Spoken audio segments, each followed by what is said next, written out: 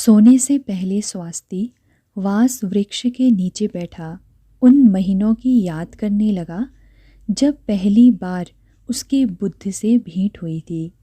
उस समय उसकी आयु सिर्फ 11 वर्ष की थी। उसकी माँ का देहांत हाल में ही हुआ था।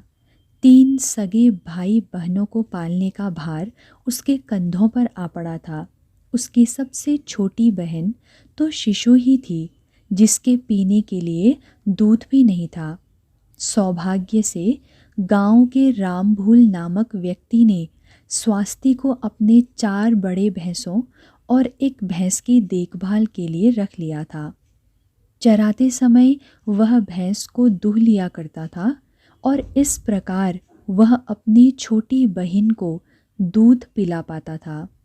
उसने भैंसों की देखभाल पूरी सावधानी से करना शुरू कर दिया था, क्योंकि वह जानता था कैसे भी हो उसे यह नौकरी बनाए रखनी है, वरना उसके भाई बहन भूखे ही मर जाएंगे। पिता की मृत्यु के बाद उसकी झोपड़ी की छत पर नया फूस भी नहीं डाला जा सका था। इससे जब भी वर्षा होती थी, रूपक छत के छेदों के नीचे पत्थर की कोठरी रखता फिरता था, ताकि वर्षा का पानी उसी में जमा हो सके और सारी झोपड़ी गीली ना हो। केवल 6 वर्ष की बाला, लेकिन उसे खाना बनाना, छोटी बहन की देखरेख करना और जंगल से जलाने के लिए लकड़ियाँ, ये सभी काम सीखना पड़ा था। हालांकि वह बहुत ही छोटी थी, फिर भी आटे को गूंथकर भाई बहनों के लिए रोटी सेक ही लेती थी। साग सब्जी या दाल तो उन्हें शायद ही कभी नसीब होती हो। जब स्वास्थी भैंसों को दिन भर चराने के बाद रामभूल के घर छोड़ने जाता था, तो सब्जी मसाले की जो सुगंध उसे रसोई घर से उठती थी, उसे स्वास्थी के मुंह में पानी भराता था। जबकि उसके पिता की मृत्यु हुई थी, मांस या सब्जी की मसालेदार तरी में चपाती डुबोकर खाना तो उसके लिए अनजानी रसोई बन गई थी। बच्चों के कपड़े फटकर चीथड़े हो गए थे। स्वास्थी के पास बस एक पुरानी धोती ही थी। जब कड़ाके की सर्दी होती तो वह पुराना मटमैला कपड़ा अपने कंधों पर डाल लेता था। हालांकि उस कपड़े का रंग गायब हो गया था और तार तार हो चुका था, फिर भी उसके लिए वह बहुत ही कीमती था। स्वास्थी को भैंसों को चराने के लिए अच्छी घास वाली जगहें खोज कर रखनी पड़ती थी, क्योंकि अगर वह भैंसों को भूखा ही बाड़े में लौटा लाएगा तो रामभूल उसकी अच्छी पिटाई करेगा। इसके अलावा उसको भैंसों के रात में खाने हेतु एक गठरी घास भी काट कर लानी पड़ती थी। शाम को जब मच्छर अधिक होते तो स्वास्थी आग जलाकर उसके धुएं से मच्छरों को भगाने का इंतजाम भी करता था। इसके बदले में रामभूल उसे हर तीसरे दिन चावल, आटा और नमक दिया करता था। कभी कभी स्वास्थी नैरंजना नदी के किनारे से कुछ मछलियां पकड़ लाता था। एक दिन दोपहर में जब वह भैंसों को नहला चुका और घास भी काट ली, तो स्वास्थी ने सोचा कि ठंडे वन में कहीं एकांत में कुछ क्षणों के लिए विश्राम कर ले। भैंसों को जंगल में नदी के किनारे चरते छोड़कर स्वास्थी ऐसे बड़े वृक्ष की खोज करने लगा जिसके तने से पीठ लगाकर आराम किया जा सके। अचानक वह रुक गया।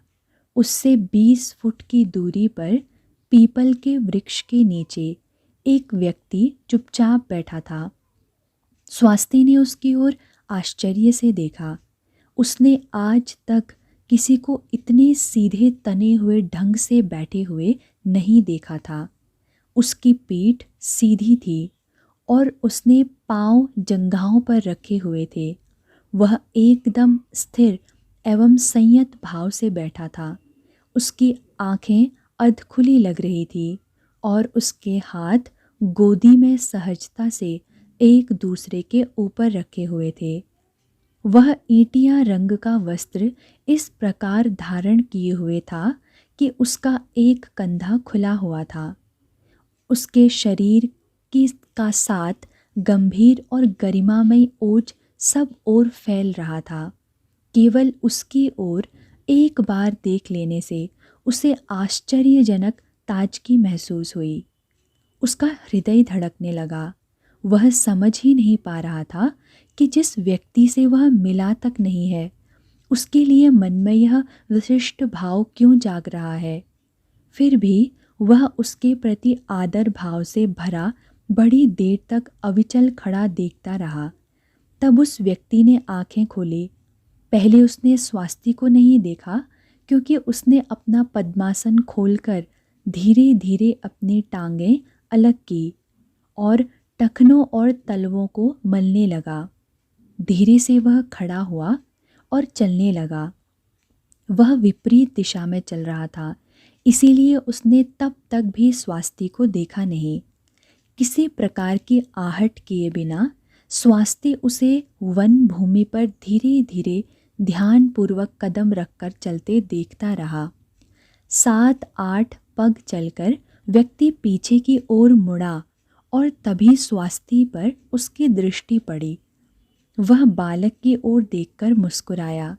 स्वास्ति की ओर आज तक किसी ने ऐसी मृदुल एवं संतोषदायी मुस्कान से नहीं देखा था।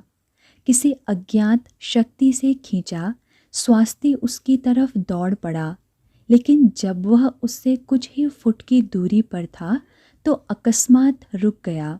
उसे याद आ गया कि उसे किसी उच्च वर्ण के व्यक्ति के समीप जाने का अधिकार नहीं है। स्वास्ति एक अछूत था। वह समाज में प्रचलित 4 वर्णों में से किसी वर्ण का नहीं था। उसके पिता ने बताया था कि ब्राह्मण सबसे उच्च वर्ण के होते हैं। इस वर्ण में जन्मे लोग आचार्य तथा अध्यापक होते हैं, जो वेदों तथा अन्य धर्म ग्रंथों का अध्ययन और देवताओं की अर्चना करते हैं। जब ब्रह्मा ने सृष्टि की रचना की तो ब्राह्मण उनके मुख से प्रकट हुए थे। ब्राह्मणों के बाद सर्वोच्च वर्ण के लोग क्षत्रिय होते हैं। वे राजनेता और योद्धा हो सकते हैं, क्योंकि उनका जन्म ब्रह्मा की दोनों भुजाओं से हुआ था। वैश्य वर्ण के लोग व्यापारी, कृषक और दस्तकार होते हैं और उनका जन्म ब्रह्मा की जंघाओं से हुआ था। शूद्रों का जन्म ब्रह्मा के चरणों से हुआ था और चातुर्वर्ण व्यवस्था में उनका स्थान सबसे नीचा था। किंतु स्वास्ति के परिवारजन तो अछूत थे, जो किसी भी वर्ण के नहीं थे। इन लोगों को गांव की सीमा के बाहर घर बनाकर रहना होता था और ये सबसे नीच किस्म के काम करते थे, जैसे कूड़ा करकट उठाना, खेतों में खाद डालना, सड़कें बनाना, सूअर पालना और भैंसों को चराना या उनकी देखभाल करना। जो व्यक्ति जिस वर्ण में जन्मा हो, उससे वही वर्ण मानकर चलने की अपेक्षा की जाती थी। पवित्र धर्म ग्रंथों ने बताया है कि अपनी स्थिति को स्वीकार कर लेना ही श्रेयस का मार्ग है। यदि स्वास्ति सरीखा अछूत उच्च वर्ण के किसी व्यक्ति को छू लेगा तो उसकी पिटाई की जाएगी। उरुवेला गांव में एक अछूत की इसीलिए जमकर पिटाई की गई थी, क्योंकि उसने ब्राह्मण को अपने हाथ से छू लिया था। यदि किसी ब्राह्मण या क्षत्रिय को कोई अछूत स्पर्श कर ले तो वह अपवित्र हो जाता है और अपनी शुद्धि के लिए उसे घर जाकर कई सप्ताहों तक उपवास और प्रायश्चित करना पड़ता है। जब भी स्वास्ति भैंसों को वापस ले जाता तो इस बात की बेहद सावधानी बरतता था कि राम भूल के घर के बाहर या रास्ते पे किसी उच्च वर्ण के व्यक्ति के पास से भी न गुजरे। स्वास्ति को लगता था कि मुझसे तो ये भैंसें ही अधिक भाग्यवान हैं, क्योंकि इन्हें छूकर ब्राह्मण अपवित्र नहीं होता।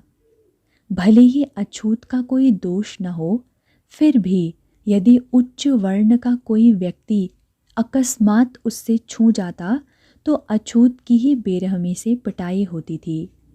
यहाँ स्वास्ति के सामने अत्यधिक आकर्षक एवं तेजस्वी व्यक्ति खड़ा था और उसे देखकर स्पष्ट था कि वह उसके सामाजिक स्तर का नहीं है। जिसकी इतनी कृपालु एवं संतोषपूर्ण मुस्कान हो, वह निश्चय ही स्वास्ति द्वारा छू लेने पर उसे पीटेगा तो नहीं, किंतु वह किसी विशिष्ट व्यक्ति को अपवित्र करने का कारण नहीं बनना चाहता था।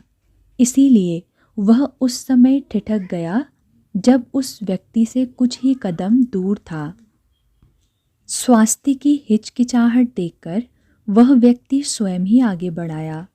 उस व्यक्ति से वह छू ना जाए इसके लिए स्वास्ति कुछ कदम पीछे हट गया, किंतु वह व्यक्ति स्वास्ति से अधिक फुर्तीला निकला। उसने क्षण भर में अपने बाएं हाथ से स्वास्ति का कंधा पकड़ लिया। अपने दाहिने हाथ से उसने स्वास्ति के सिर पर प्यार भरी धौल जमा दी। स्वास्ति अवाक खड़ा का खड़ा रह गया। आज तक किसी ने उसके सिर पर इतने स्नेह से कृपापूर्ण हाथ नहीं रखा था। फिर भी स्वास्ति एक भय के भाव से सिहर उठा। डरो मत बच्चे, उस व्यक्ति ने शांत और आश्वासनपूर्ण स्वर में कहा। उसका स्वर सुनते ही स्वास्ति की भय भावना गायब हो गई। उसने अपना सिर उठाया और उसकी कृपा एवं संतोषदायी मुस्कान को निहारता रहा। एक क्षण की हिचक के बाद उसने लड़खड़ाती आवाज में कहा, श्रीमन, आप मुझे बहुत अच्छे लगे। उस व्यक्ति ने स्वास्ति की ठोड़ी अपने हाथ से ऊपर करके उसकी आंखों में आंखें मिलाकर कहा, मुझे भी तुम अच्छे लगे। क्या पास ही कहीं रहते हो? स्वास्ति ने कोई उत्तर नहीं दिया। उसने उस व्यक्ति का बायां हाथ अपने दोनों हाथों में ले लिया और उसके मन को उलझन में डालने वाला प्रश्न ही कर डाला, जब मैं आपका इस प्रकार स्पर्श कर रहा हूं तो क्या आप अपवित्र नहीं हो गए? वह व्यक्ति हंस पड़ा और सिर हिलाते हुए बोला, बिल्कुल नहीं बच्चे, तुम एक इंसान हो और मैं भी एक इंसान हूँ। तुम मुझे पवित्र कर ही नहीं सकते। लोग तुमसे जो कुछ कहते हैं उसकी चिंता मत करो। उसने स्वास्ति का हाथ पकड़ा और उसके साथ वन के छोर तक साथ साथ गया। भैंसें अब भी आराम से चर रहे थे। उस व्यक्ति ने स्वास्ति की ओर देखा और पूछा, क्या तुम इन भैंसों को चराते हो? यह घास तुमने भैंसों की रात में खाने के लिए काटी होगी। तुम्हारा नाम क्या है? क्या तुम्हारा घर कहीं आसपास ही है? स्वास्ति ने नम्रता से उत्तर दिया, जी हाँ, मैं इन 4 भैंसों और एक भैंस को चराता हूँ। मैं नदी के उस पार उरुवेला गांव से जरा सा आगे रहता हूँ। क्या आप कृपा करके अपना नाम बताएंगे? और क्या यह भी बताने की कृपा करेंगे कि आप रहते कहाँ हैं? उस व्यक्ति ने स्नेहपूर्वक उत्तर दिया, जरूर, मेरा नाम सिद्धार्थ है। मेरा घर यहाँ से बहुत दूर है, लेकिन इन दिनों मैं इस वन में ही रहता हूँ। क्या आप सन्यासी हैं? सिद्धार्थ ने सिर हिलाकर हामी भरी। स्वास्ति जानता था कि साधु सन्यासी सामान्यतः पहाड़ों पर रहते हैं और वहीं तपस्या करते हैं। हालांकि वे अभी अभी मिले थे और उनके बीच थोड़े से शब्दों की ही आदान प्रदान हुआ था, फिर भी स्वास्ति को अपने इस नए मित्र के प्रति गहरे लगाव का अनुभव हुआ। उरुवेला में किसी ने कभी उसके साथ ऐसा मैत्रीपूर्ण व्यवहार नहीं किया था और न उससे इतने स्नेहपूर्वक बातचीत की थी। उसे प्रचुर आनंद की अनुभूति हो रही थी और वह अपनी प्रसन्नता प्रकट करना चाहता था। काश उसके पास देने के लिए कोई उपहार हो जो वह सिद्धार्थ को भेंट कर पाता। उसकी जेब में तो ठेला भी नहीं था, न गन्ने का टुकड़ा था, न गुड़। तब वह क्या भेंट करे? उसके पास कुछ नहीं था। फिर भी वह साहस करके बोला, श्रीमन, मेरी इच्छा थी कि मैं आपको कुछ उपहार दे पाता, लेकिन मेरे पास तो कुछ भी नहीं है। सिद्धार्थ ने स्वास्ति की ओर मुस्कुराकर कहा, लेकिन तुम्हारे पास देने के लिए है।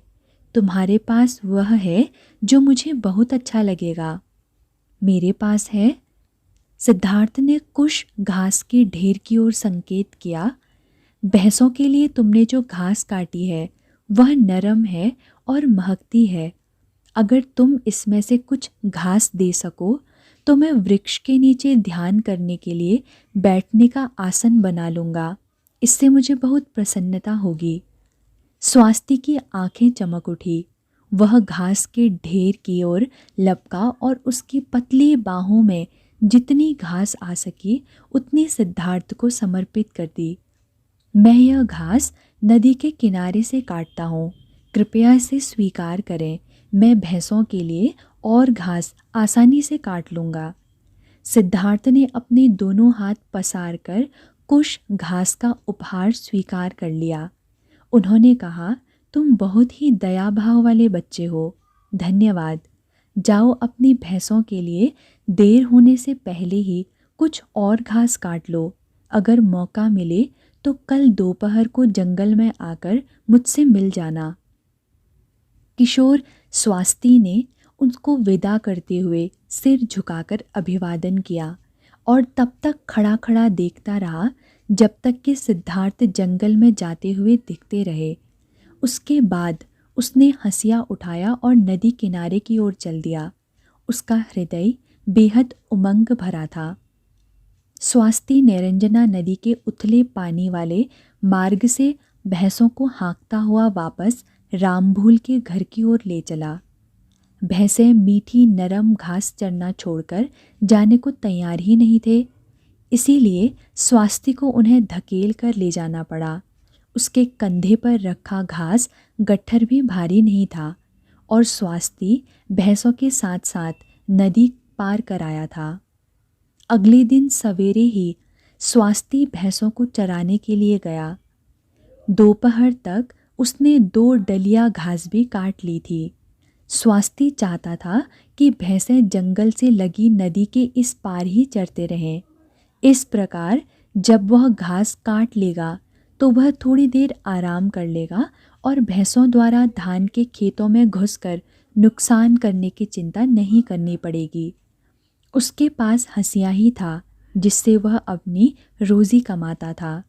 स्वास्ति ने चावल की वह पोटली खोली जिसमें बाला ने केले के पत्ते में पके हुए चावल दोपहर में खाने के लिए रख दिए थे। जैसे ही वह खाने के लिए तैयार हुआ वैसे ही उसे सिद्धार्थ का ध्यान आ गया। उसने सोचा कि मैं यह चावल सन्यासी सिद्धार्थ के लिए ले जाऊंगा। निश्चय ही वह मेरे चावलों को तुच्छ नहीं समझेंगे। स्वास्ति ने चावल को केले के पत्ते में फिर लपेटा और भैंसों को जंगल के किनारे चरता छोड़ उस रास्ते चल दिया जहाँ से जाकर वह कल सिद्धार्थ से मिला था।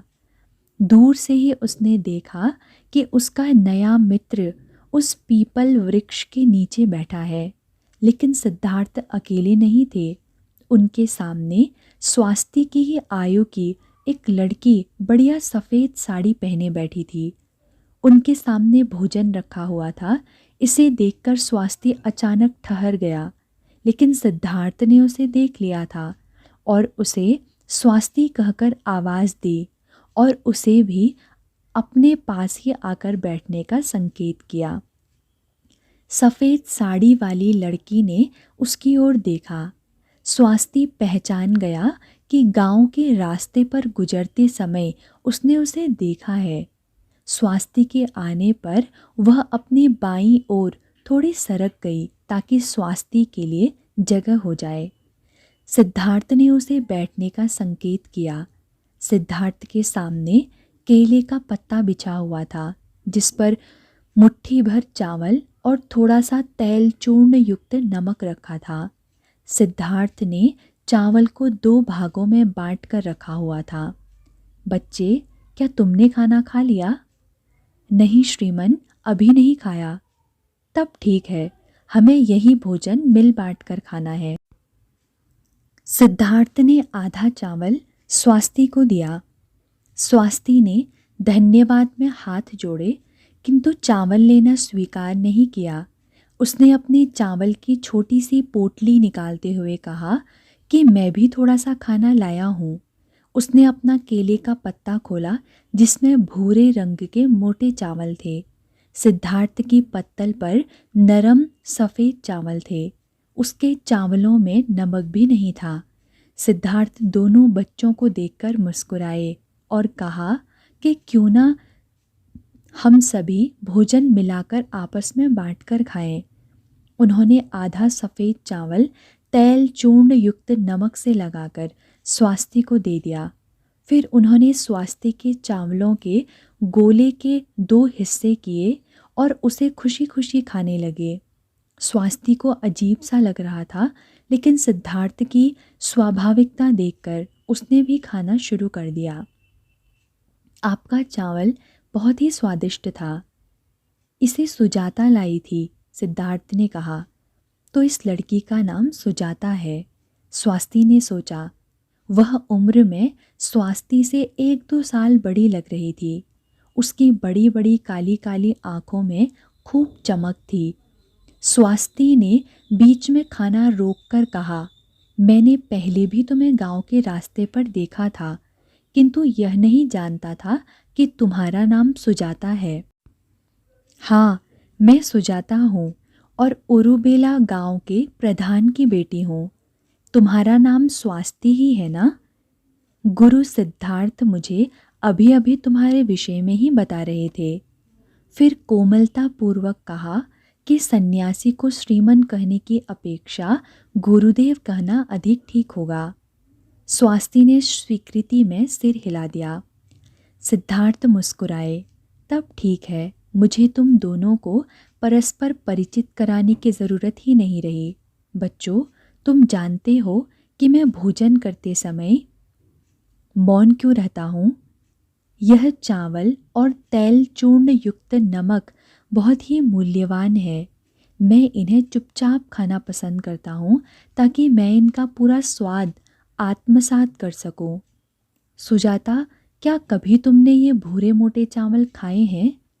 अगर तुमने पहले खाए भी हो तो स्वास्थ्य के इन चावलों को भी थोड़ा चखो, ये बड़े स्वादिष्ट हैं।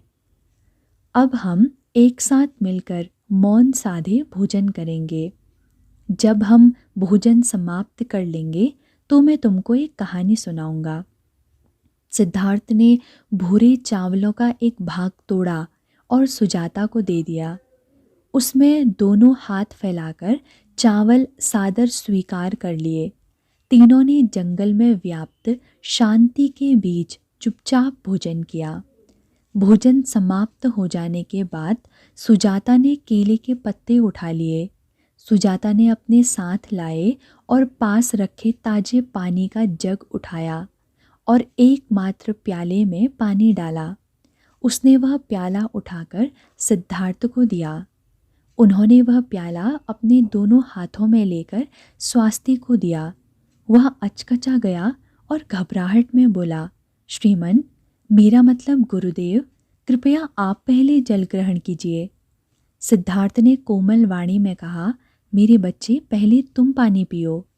मैं चाहता हूँ कि पहले तुम ही जल ग्रहण करो। उन्होंने दोबारा प्याला उठाकर स्वास्थी की ओर बढ़ा दिया। स्वास्थी को बड़ी उलझन लग रही थी, किंतु वह यह नहीं जानता था कि वह इस अस्वाभाविक सम्मान को कैसे नकारे। उसने धन्यवाद सहित दोनों हाथों से प्याला ले लिया। उसने एक ही घूंट में सारा पानी पी लिया और खाली प्याला सिद्धार्थ की ओर बढ़ा दिया। सिद्धार्थ ने प्याले में फिर पानी भरने के लिए सुजाता से कहा।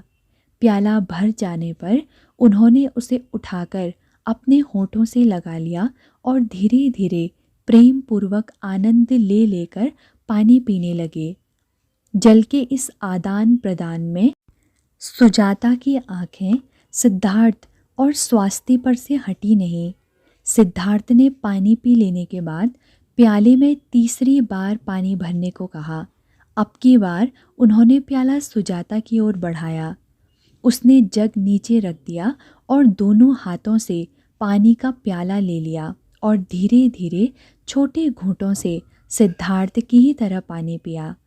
उसे पता था कि पहली बार उसने उसी प्याले पे पानी पिया है जिससे एक अछूत ने पानी पिया था। लेकिन सिद्धार्थ उसके गुरुदेव हैं और जब उन्होंने अछूत के जूठे प्याले से पानी पी लिया तब वो क्यों नहीं पीती। साथ ही उसने यह भी देखा कि उसके मन में अपवित्र होने की कोई भावना नहीं थी। आत्मस्फूर्त भाव से उसने बढ़कर उस चरवाहे के सिर पर हाथ रख दिया। सब कुछ इतने आकस्मिक ढंग से हुआ कि स्वास्थ्य को दूर हट जाने का मौका ही नहीं मिला। तब तक सुजाता ने पानी पीना समाप्त कर लिया था। उसने खाली प्याला जमीन पर रख दिया और साथ बैठे दोनों व्यक्तियों की ओर देखकर मुस्कुरा दी। सिद्धार्थ ने सिर हिलाया तो बच्चों, तुमने मेरा आशय समझ लिया।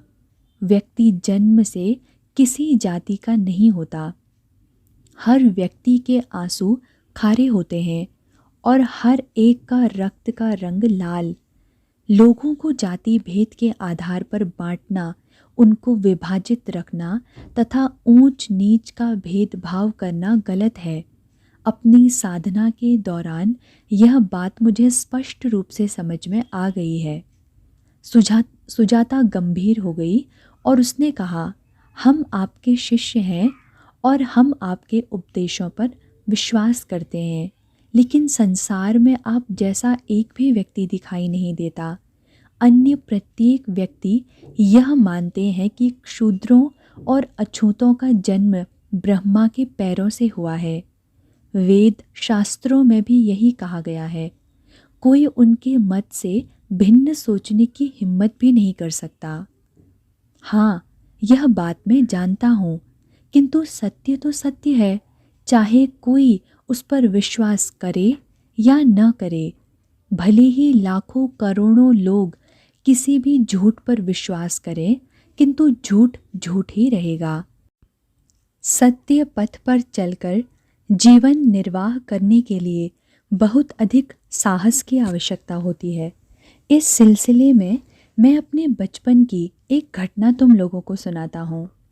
जब मैं 9 वर्ष का था तब एक दिन अपने उद्यान में सैर कर रहा था तो अचानक मेरे सामने एक हंस आकाश से जमीन पर गिरा जो भीषण कष्ट से तड़प रहा था। मैंने दौड़कर उसे उठाया तो देखा कि उसके एक पंख में एक तीर गहरा घुसा हुआ है।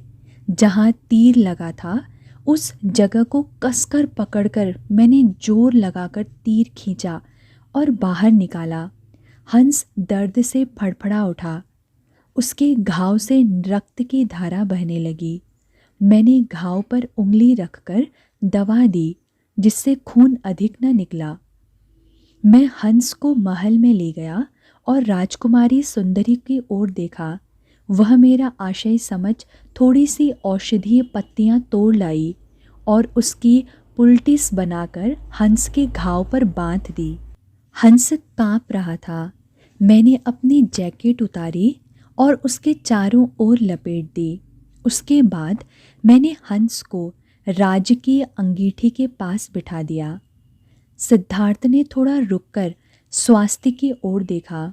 मैंने अभी तक तुम्हें यह नहीं बताया कि बचपन में मैं एक राजकुमार था, राजा सुद्धोधन का पुत्र, जिनकी राजधानी कपिलवस्तु थी। सुजाता इस बात को जानती है। जब मैं हंस के लिए कुछ चावल लाने हेतु चलने को हुआ तो मेरा 8 वर्षीय चचेरा भाई देवदत्त धड़धड़ाता हुआ कमरे में घुसा। वह अपना धनुष और तीर पकड़े हुए था। उसने उत्तेजनापूर्ण स्वर में पूछा, क्या तुमने सफ़ेद हंस को यहाँ आसपास गिरते देखा है? जब तक मैं कुछ उत्तर देता, देवदत्त ने हंस को अंगीठी के पास बैठे देख लिया। वह उसकी ओर झपटा, लेकिन मैंने उसे रोक दिया। तुम इस पक्षी को नहीं ले जा सकते। मेरे चचेरे भाई ने विरोध किया। यह पक्षी मेरा है, इसका मैंने स्वयं शिकार किया है। मैं पक्षी को नहीं ले जाने दूंगा। इस पक्के इरादे से मैं देवदत्त और हंस के बीच खड़ा हो गया। मैंने उससे कहा, यह पक्षी घायल है, मैं इसकी रक्षा कर रहा हूँ, अभी इसे यहीं रखने की आवश्यकता है। देवदत्त अड़ा हुआ था और अपनी जिद छोड़ने को तैयार ही नहीं था। उसने तर्क दिया, सुनो भाई, जब तक यह पक्षी आकाश में उड़ रहा था तब तक किसी का नहीं था। जब मैंने इसका आकाश में उड़ते समय शिकार कर लिया तो न्याय के अनुसार अब यह मेरा हो गया। उसका कथन तर्कपूर्ण लग रहा था, लेकिन इसे सुनकर मुझे क्रोध आ गया। मुझे लग रहा था कि उसके तर्कों में कुछ असंगति है, लेकिन उस असंगति को मैं पकड़ नहीं पा रहा था। इसीलिए मैं बिना उत्तर दिए खड़ा रहा और मन में और अधिक परेशान हो उठा।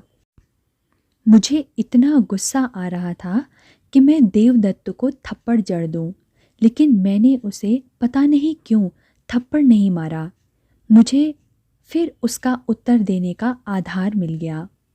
सुनो भाई, मैंने उससे कहा, जो एक दूसरे को प्रेम करते हैं वे साथ साथ रहते हैं, और जो विरोधी भाव रखते हैं वे अलग अलग रहते हैं।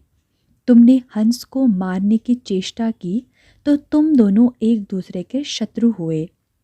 यह पक्षी तुम्हारे पास नहीं रह सकता।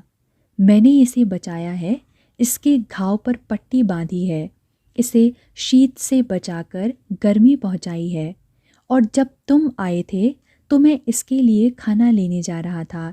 यह पक्षी और मैं एक दूसरे को प्यार करते हैं और साथ साथ रह सकते हैं। पक्षी को मेरी ज़रूरत है, तुम्हारी नहीं। सुजाता ने जोर से तालियां बजाई। बिल्कुल ठीक, आप एकदम सही थे। सिद्धार्थ ने स्वास्थ्य की ओर देखा। और बच्चे, तुम मेरे इस कथन के विषय में क्या सोचते हो? स्वास्थ्य ने एक क्षण के लिए सोचा और फिर धीरे से कहा, मैं समझता हूँ कि आपने ठीक ही कहा, लेकिन बहुत से लोग इससे सहमत नहीं होंगे। अधिकांश लोग देवदत्त का ही पक्ष लेंगे। सिद्धार्थ ने सिर हिलाकर कहा, तुम ठीक ही कहते हो स्वास्थ्य, अधिकांश लोग देवदत्त की ही बात का पक्ष लेंगे। अब मैं बताता हूँ कि उसके बाद क्या हुआ। जब हम दोनों आपस में सहमत नहीं हुए तो झगड़ा बड़ों के पास पहुँचा।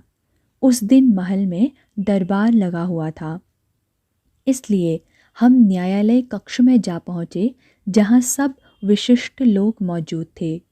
मैं हंस को गोद में लिए था और देवदत्त धनुष और बाण लिए हुए था।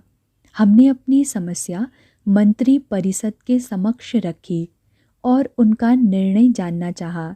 राजकाज रुक गया था क्योंकि वे हमारी उक्तियां सुन रहे थे। पहले देवदत्त ने अपना पक्ष प्रस्तुत किया और बाद में मैंने। उन्होंने विस्तार से इस पर विचार विमर्श किया, किंतु किसी निर्णय पर नहीं पहुँचे। बहुमत देवदत्त के पक्ष में झुकता दिख रहा था, तो मेरे पिता राजा ने कई बार खासा। सभी मंत्रियों ने एकदम बोलना बंद कर दिया। मंत्रियों ने मेरी उक्ति का समर्थन किया और निर्णय दिया कि पक्षी मुझे दे दिया जाए। देवदत्त गुस्से में तिलमिला रहा था, लेकिन इस निर्णय के आगे वह कुछ नहीं कर सकता था। पक्षी मुझे मिल गया, किंतु मैं वास्तव में प्रसन्न नहीं हुआ। मैं उस समय छोटा ही था, किंतु मुझे लगता था कि मेरी विजय सम्मानजनक नहीं थी। यह पक्षी मुझे इसलिए दे दिया गया था क्योंकि मंत्रीगण मेरे पिता को प्रसन्न करना चाहते थे, न कि इसलिए कि उन्हें मेरा कथन सत्य लगा था। बड़े खेद की बात है, सुजाता ने कहा और अप्रसन्न दिख पड़ी। हाँ, खेद की ही बात थी। मैंने पक्षी की ओर अपना ध्यान मोड़ा और इस बात से राहत मिली कि हंस की जान बच गई थी, वरना निश्चय ही इसे मारकर पका खा लिया गया होता। इस संसार में चंद लोग ही ऐसे हैं जो मन में करुणा का भाव रखते हैं, अन्यथा हम एक दूसरे के प्रति क्रूर और निर्दयी ही हैं। शक्तिशाली सदैव ही दुर्बल को सताते हैं। मैं अब भी मानता हूँ कि उस दिन का मेरा तर्क सही था, क्योंकि वह तर्क प्रेम और समत्व भाव पर आधारित था।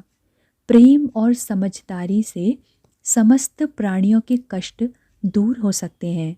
सत्य तो सत्य है, चाहे बहुसंख्यक लोग उसे स्वीकार करें अथवा न करें। इसीलिए बच्चों, मैं तुमसे कहता हूँ कि जो ठीक है उसकी खातिर उठ खड़े होने और उसकी रक्षा करने की खातिर बहुत ही साहस की आवश्यकता होती है। गुरुदेव, उस हंस का क्या हुआ? सुजाता ने जिज्ञासा की। 4 दिनों तक मैंने उसकी सेवा की। जब मैंने देखा कि उसके घाव भर गए हैं तो मैंने उसे छोड़ दिया और उसे चेतावनी दी कि वह उड़कर बहुत दूर चला जाए, ताकि वह फिर किसी का शिकार न हो पाए।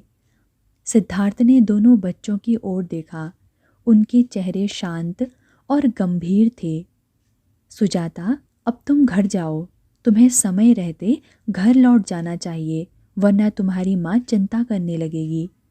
स्वास्थ्य, क्या अब समय नहीं हो गया कि तुम अपनी भैंसों को देखो और अधिक घास काटो?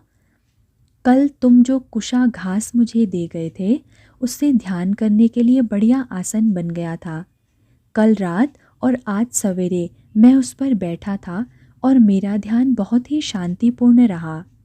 बहुत सी बातें मेरे समक्ष स्पष्ट हुई। स्वास्थ्य, तुमने मेरी बहुत मदद की है। जैसे जैसे मेरी दृष्टि स्पष्ट होती जाएगी, मैं तुम दोनों के समक्ष अपनी साधना के अनुभव बताता जाऊंगा। अब मैं बैठकर ध्यान करूंगा। स्वास्थ्य ने उस घास को देखा जिससे सिद्धार्थ ने आसन बनाया था। हालांकि घास को कसकर बांधा गया था, किंतु स्वास्थ्य को लगा कि वह अभी सूखी नहीं है और उसकी अपनी सुगंध आ रही है। वह अपने गुरुदेव के लिए हर तीसरे दिन कुछ घास ले आया करेगा, ताकि वे उससे नया आसन बना लिया करें। स्वास्थ्य सुजाता के साथ ही उठ खड़ा हुआ और हाथ जोड़कर सिद्धार्थ को नमन किया। सुजाता अपने घर की ओर रवाना हो गई और स्वास्थ्य ने भैंसों को थोड़ा आगे हाँककर नदी के किनारे किनारे चरने के लिए छोड़ दिया। प्रतिदिन स्वास्थ्य जंगल में सिद्धार्थ से मिलने जाता। जब वह दोपहर तक 2 गट्ठे घास काट लेता तो दोपहर का भोजन उन्हीं के साथ करता। लेकिन गर्मियां आ जाने के कारण ताजी घास मिलना दिनों दिन कठिन हो गया, तो वह तीसरे पहर अपने मित्र और गुरु के पास पहुंच पाता। कभी कभी तो ऐसा होता, जब स्वास्थ्य पहुंचता तो सिद्धार्थ बैठे ध्यान कर रहे होते, तो वह बालक थोड़ी देर तक शांतिपूर्वक बैठता और जंगल वापस आ जाता, क्योंकि वह अपने गुरु की ध्यान साधना में विघ्न नहीं डालना चाहता था। लेकिन जब वह देखता कि सिद्धार्थ जंगल के रास्ते पर टहल रहे हैं, तो वह भी उनके साथ हो लेता। कभी कभार साधारण सी बातचीत भी हो जाती थी। स्वास्थ्य की जंगल में अक्सर सुजाता से भेंट हो जाती। वह प्रतिदिन सिद्धार्थ के लिए 1 कटोरी चावल और उसके साथ कोई चीज़ और लाती, जैसे तेल चूर्ण युक्त नमक, मटर की सब्ज़ी या थोड़ी सी कड़ी। वह उनके लिए दूध या खीर या गुड़ भी लाती थी। इन बच्चों को जंगल के किनारे बैठकर थोड़ी देर बातें करने का भी अवसर मिल जाता, जबकि भैंसें चर रहे होते थे। कभी कभी सुजाता अपनी सहेली सुप्रिया को भी साथ ले आती थी, जो स्वास्थ्य की उम्र की थी। स्वास्थ्य भी अपने भाई बहनों को लाकर सिद्धार्थ से मिलवाना चाहता था। उसे भरोसा था कि उसके भाई बहन उस जगह से बिना कठिनाई के नदी पार कर पाएंगे जहां पानी सबसे उथला था। सुजाता ने बताया कि कई महीने पहले उसके सिद्धार्थ से पहली बार कैसे भेंट हुई, और तभी से वह प्रतिदिन दोपहर को उनके लिए खाना लाने लगी। उस दिन पूर्णिमा थी। अपनी माँ के कहने पर उसने नई गुलाबी साड़ी पहनी हुई थी और एक थाली में भोजन रखकर वन देवताओं को समर्पित करने वन में आई थी। भोजन में चपातियाँ, दूध, खीर, शहद आदि सभी कुछ था। दोपहरी तप रही थी। ज्यों ही वह नदी के किनारे आई, उसने रास्ते पर एक व्यक्ति को बेहोशी की हालत में खड़े देखा। उसने थाली नीचे रख दी और उसकी तरफ दौड़ी। वह मरी मरी सी सांस ले रहा था और उसकी आंखें एकदम बंद थी। उसके गाल भीतर को बैठे थे, जैसे उसे न जाने कितने समय से खाना न मिला हो। उसके लंबे लंबे बाल, उलझी हुई दाढ़ी और फटे पुराने कपड़ों से लग रहा था कि वह पहाड़ों में रहकर तप करने वाला कोई सन्यासी होगा जो भूख के मारे बेहोश हो गया था। सुजाता ने बेहिचक प्याली में दूध डाला और उसे उस व्यक्ति के पास ले जाकर उसके होठों पर थोड़ा गिरा दिया। पहले तो उसमें कोई हरकत नहीं हुई, फिर उसके होंठ थोड़े थोड़े हिले और मुंह थोड़ा सा खुल गया। सुजाता ने धीरे धीरे उसके मुंह में दूध डाला। उसने धीरे धीरे दूध पीना शुरू किया और थोड़ी ही देर में कटोरी खाली हो गई। सुजाता वहीं नदी के किनारे बैठकर देखने लगी कि इस व्यक्ति को होश आता भी है या नहीं। धीरे धीरे वह उठकर बैठ गया और अपनी आंखें खोल दी। सुजाता को देखकर वह हल्का सा मुस्कुराया। उसने अपने उत्तरीय का कोना अपनी पीठ पर डाला और पद्मासन पर बैठ गया। पहले उसकी श्वास प्रश्वास धीमी ही रही, बाद में वह गहरी सांस लेने लगा। उसकी बैठने की मुद्रा स्थिर और सुंदर थी। उसे कोई पर्वतीय शरीर पीड़न तप करने वाला सन्यासी समझकर सुजाता ने हाथ जोड़े और उसे नमन किया, किंतु उस व्यक्ति ने उसे इशारे से ऐसा करने से रोक दिया। सुजाता बैठ गई और उस व्यक्ति ने मीठी आवाज़ में कहा, बच्ची, मुझे थोड़ा दूध और दो। उसे बोलते हुए देखकर प्रसन्न सुजाता ने प्याली में दूध डाल दिया, जिसे उसने सारा का सारा पी लिया। उसने अनुभव किया कि इस दूध ने उसे कितनी शक्ति दी। 1 घंटे पहले उसे लगा था कि वह अंतिम सांसें ले रहा है। अब उसकी आंखों में चमक आ गई थी और होठों पर मृदु मुस्कान। सुजाता ने उससे पूछा कि आप मार्ग पर कैसे अचेत हो गए थे? मैं पहाड़ों में शरीर पीड़न तप कर रहा था। इस तप के कठोर अनुशासन और नियमों के पालन के कारण मेरा शरीर बेहद कमज़ोर हो गया था। इसीलिए आज मैंने निश्चय किया कि मैं पहाड़ से उतरकर नीचे गांव में जाऊंगा और भिक्षा के द्वारा कुछ भोजन प्राप्त करूंगा। लेकिन यहाँ आते आते मेरी शरीर शक्ति ने जवाब दे दिया। तुमको धन्यवाद है कि तुम्हारी कृपा से मेरी जीवन रक्षा हो सकी। वे नदी के किनारे बैठ गए और उस व्यक्ति ने सुजाता को अपने विषय में बताया। वह शाक्य वंश के राजा शुद्धोदन के पुत्र सिद्धार्थ थे। सिद्धार्थ जो कुछ कह रहे थे उसे सुजाता ध्यान से सुनती रही। मैंने देख समझ लिया है कि शरीर के साथ अन्याय करके शांति और ज्ञान प्राप्त नहीं किया जा सकता। शरीर कोई यंत्र मात्र नहीं है, यह तो आत्मा का मंदिर है। यह वह नाव है जिसके माध्यम से नदी पार करके दूसरे किनारे तक पहुंचा जा सकता है। मैं आत्महनन की सीमा तक तपस्या नहीं करूंगा। मैं प्रतिदिन सवेरे गांव में जाकर भिक्षा मांगकर लाया करूंगा। सुजाता ने हाथ जोड़कर कहा, मान्य सन्यासी, यदि आप आज्ञा दें तो मैं प्रतिदिन आपके लिए भोजन ले आया करूं। इसके लिए आपको अपनी ध्यान साधना में विघ्न डालने की आवश्यकता नहीं। मेरा घर यहाँ से दूर नहीं है और मैं जानती हूँ कि मेरे माता पिता आपके लिए भोजन लाने पर प्रसन्न ही होंगे। सिद्धार्थ एक क्षण के लिए चुप रहे, फिर कहा, मैं प्रसन्नता के साथ तुम्हारा प्रस्ताव स्वीकार करता हूँ, लेकिन समय समय पर मैं गांव में भिक्षाटन करने अवश्य आऊँगा ताकि मैं गांव वालों से भी मिल सकूं। मैं तुम्हारे माता पिता और गांव के अन्य बच्चों से भी मिलना चाहूँगा। सुजाता बहुत प्रसन्न हुई। उसने हाथ जोड़े और कृतज्ञता प्रकट करते हुए नमन किया। सिद्धार्थ उसके घर आएंगे और उसके माता पिता से मिलेंगे, यह विचार एकदम अद्भुत था। वह यह भी जानती थी कि प्रतिदिन उनके लिए खाना ले जाने में कोई दिक्कत नहीं होगी, क्योंकि उसका परिवार गांव में सबसे धनी था। उसने वह बात सिद्धार्थ को नहीं बताई थी।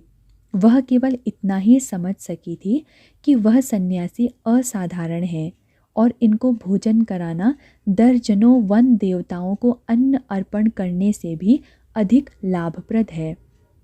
उसने सोचा कि यदि सिद्धार्थ की ध्यान साधना गहन होती गई तो इनका प्रेम और ज्ञान संसार को कष्टों से मुक्त करने में सहायक हो सकेगा। सिद्धार्थ ने दक्षिणी पर्वत की ओर संकेत किया, जहाँ की गुफाओं में वह रहते थे। आज के बाद मैं वहाँ वापस नहीं जाऊँगा। यह वन शीतल और आनंददायी है। यहाँ श्रेष्ठ पीपल का वृक्ष है, उसी को मैं अपनी तपस्या का स्थान बनाऊंगा। कल जब आओ तो भोजन लेकर वहीं आना। आओ, मैं तुम्हें वह स्थान दिखा दूं। सिद्धार्थ सुजाता को नदी के उस पार शीतल वन में ले गए, जो नैरंजना नदी के उस पार था। उन्होंने उसे वह वृक्ष दिखाया जिसके नीचे बैठकर वह ध्यान साधना करेंगे। सुजाता ने पीपल वृक्ष के मोटे तने को देखा और पाया कि उसकी शाखा प्रशाखाओं के पत्तों से जैसे चारों ओर छप्पर सा बन गया हो। पीपल वृक्ष की शाखाओं में उसे चहचहाती चिड़ियों का गान सुनाई दिया। वह स्थान वास्तव में शांत और स्फूर्तिदायक है। वह इस वृक्ष तक पहले भी अपने माता पिता के साथ आ चुकी थी, जब उसने वन देवों को भोजन अर्पित किया था। तो गुरुदेव, वह आपका नया निवास है। सुजाता ने अपनी काली काली गोल आँखों से सिद्धार्थ की ओर देखा। मैं यहाँ आपके पास प्रतिदिन आया करूँगी। सिद्धार्थ ने स्वीकृति सूचक सिर हिलाया।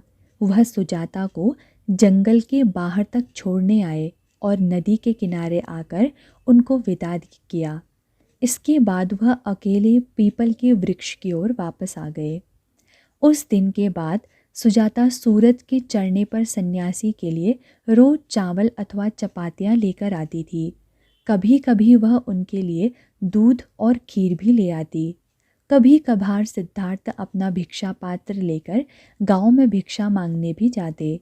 उस दौरान वह सुजाता के पिता, जो गांव के प्रधान थे, और उनकी माता से भी मिले।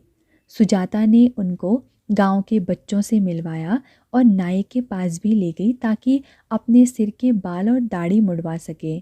सिद्धार्थ का स्वास्थ्य तेजी से सुधर रहा था और उन्होंने सुजाता को यह भी बताया कि उनकी ध्यान साधना फलदायी हो रही है। उसके बाद वह दिन भी आया जब सुजाता स्वास्थ्य से मिली। उस दिन सुजाता को जल्दी आ गई थी। वह सिद्धार्थ से एक दिन पहले हुई स्वास्थ्य से मुलाकात की बात सुन रही थी। उसने यह कहा कि वह स्वयं ही स्वास्थ्य से मिलना चाहती है कि तभी स्वास्थ्य उपस्थित हुआ। उसके बाद जब भी उसका स्वास्थ्य से मिलना हुआ, वह कभी उसके भाई बहनों का हालचाल पूछना नहीं भूली। वह और उसका नौकर पूर्णा स्वास्थ्य की झोपड़ी तक भी गए थे। नौकरानी राधा जब मोती झारा से मर गई थी तो पूर्णा को नौकर रख लिया गया था। जब सुजाता स्वास्थ्य के घर गई तो कुछ पुराने कपड़े भी साथ ले गई, जो स्वास्थ्य के परिवारजनों के पहनने लायक थे। पूर्णा को उस समय बड़ा ही आश्चर्य हुआ कि जब सुजाता ने बच्चे भीमा को गोद में ले लिया। इस पर सुजाता ने पूर्णा को हिदायत दी कि वह उसके माता पिता को यह न बताए कि उसने अछूत बच्चों को गोद में लिया था। एक दिन बहुत बच्चों ने मिलकर सिद्धार्थ के पास जाने का निश्चय किया। स्वास्थ्य का तो सारा परिवार उसमें शामिल था। सुजाता अपनी सहेलियों बाला गुप्ता, विजय सेना, उल्लू बिल्ली के और जतिलिका को भी ले गई। उसने अपनी चचेरी बहन 16 वर्षीय नंदबाला को भी आमंत्रित किया। वह अपने भाई नलक और सुभाष को भी साथ लाई। उस दिन 11 बच्चे सिद्धार्थ के चारों ओर घेरा बनाकर बैठ गए और उन्होंने अपना दोपहर का भोजन खामोशी के साथ वहीं किया। स्वास्ति ने बाला और रूपक को भी समझा दिया था खाना किस प्रकार मौन रहकर खाना है। यहाँ तक कि स्वास्ति की गोदी में बैठी भीमा ने भी बिना कोई आवाज़ किए खाना खाया, किंतु वह देख टुकुर टुकुर रही थी। स्वास्ति सिद्धार्थ के लिए कौली भरकर ताजी घास लाया। उसने अपने चरवाहे मित्र गवनपति से कहा कि रामभूल की भैंसों की देखभाल करते रहना ताकि वह सिद्धार्थ के साथ भोजन करके आ सके। खेतों में सूरज तप रहा था, किंतु वन में सिद्धार्थ और बच्चे पीपल वृक्ष की छाह और शीतल वायु का आनंद ले रहे थे। वृक्ष की छतनार शाखाएं इतनी दूर दूर तक फैली थी जिसके नीचे 10 घर आ सकते हैं। बच्चे एक दूसरे के खाने में से हिस्सा बांटकर खा रहे थे। रूपक और बाला को मटर की सब्जी की तरी और तेल चूर्ण युक्त नमक खिलाकर सुगंधित सफ़ेद चावल और कड़ी के साथ चपातियाँ खाने में बड़ा मज़ा आया। सुजाता और बाला गुप्ता इतना पानी साथ लाई थी जो सबके पीने के लिए पर्याप्त हो। स्वास्ति आनंद से फूला नहीं समा रहा था। यद्यपि वातावरण मौन एवं शांत था, फिर भी उसमें आनंद की चरम सीमा ध्वनित हो रही थी। उस दिन सुजाता के अनुरोध पर सिद्धार्थ ने अपनी जीवन कथा उन लोगों को सुनाई। सारे बच्चे एकदम चुप रहकर ध्यानपूर्वक उस कथा को आदि से अंत तक सुनते रहे।